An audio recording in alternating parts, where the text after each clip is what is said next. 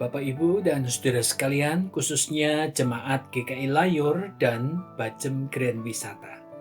Pada sapaan pagi pada hari ini, saya mengajak kita membaca Injil Yohanes pasal 16 ayat 4b sampai 11. Saya bacakan demikian, saudara.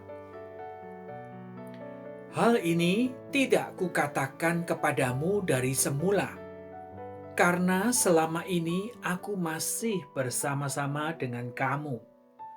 Tetapi sekarang aku pergi kepada Dia yang telah mengutus aku, dan tiada seorang pun di antara kamu yang bertanya kepadaku, "Kemana engkau pergi?"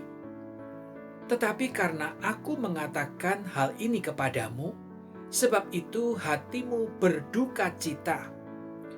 Namun benar yang kukatakan ini kepadamu adalah lebih berguna bagi kamu jika aku pergi. Sebab jikalau aku tidak pergi, penghibur itu tidak akan datang kepadamu. Tetapi jikalau aku pergi, aku akan mengutus Dia kepadamu. Dan kalau Ia datang, Ia akan menginsyafkan dunia akan dosa, kebenaran dan penghakiman. Akan dosa, karena mereka tetap tidak percaya kepadaku. Akan kebenaran, karena aku pergi kepada Bapa dan kamu tidak melihat aku lagi. Akan penghakiman, karena penguasa dunia ini telah dihukum. Ya, Bapak, Ibu, dan saudara sekalian, saat itu Tuhan Yesus memberitahukan kepada murid-muridnya bahwa Dia akan pergi agar penghibur itu datang kepadamu. Dan tentu saudara sekalian, murid-murid Yesus saat itu bingung dan sedih. Mereka berpikir barangkali kalau Yesus pergi, lalu siapa yang akan menjadi guru mereka? Siapa yang akan menjadi pelindung di dalam kehidupan mereka? Apalagi sebelum firman Tuhan ini, Yesus mengatakan kepada murid-muridnya bahwa mereka itu akan dibenci oleh dunia. Bahkan mereka akan dikucilkan. Nah, namun saat itu Yesus tegaskan bahwa memang lebih berguna bagi Yesus untuk pergi. Kenapa, saudara? Ada dua hal yang akan kita pelajari. Yang pertama adalah bahwa ketika Yesus pergi, maka disitulah murid-muridnya bisa bertumbuh di dalam kedewasaan iman. Bila Yesus tidak pergi ke sorga, maka itu berarti bahwa Yesus itu ada bersama dengan mereka di dunia. Dan mereka bisa mengenal Yesus melalui mata mereka, melalui telinga mereka, melalui indera mereka. Jadi saudara sekalian, iman yang seperti ini tentu akan menjadi iman yang tidak bertumbuh, karena mereka akan bergantung pada panca inderanya di dalam mengenal Allahnya, yaitu Yesus Kristus itu. Tetapi saudara sekalian, ketika Yesus pergi, artinya naik ke surga, maka disitulah penyertaan Kristus secara fisik akan digantikan dengan Roh Kudus yang tidak lagi dibatasi oleh ruang dan waktu. Penyertaan yang sangat sempurna. Nah, saudara, hal yang kedua yang perlu kita renungkan adalah agar mereka itu mengenal pribadi yang lain. Mengapa Yesus mengatakan bahwa lebih baik Dia pergi kepada Bapa? Karena mereka supaya mengenal pribadi yang lain dari Allah Tritunggal, yaitu Allah Roh Kudus.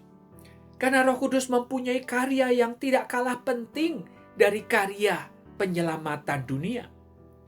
Di dalam ayat 8 dikatakan bahwa Roh penghibur itu Kalau Dia datang, Ia akan menginsyafkan dunia akan dosa.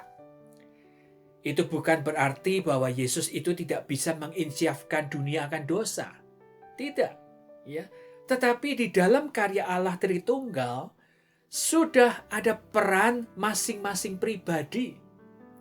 Allah Bapa menciptakan dunia ini dan mengutus anaknya yang tunggal, dan Allah Anak datang ke dunia untuk menebus dosa manusia yang berdosa.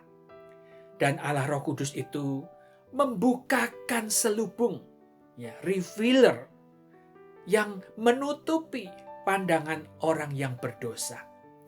Tanpa karya ini, tidak seorang pun yang bisa mengenal Allah Tritunggal itu dengan benar.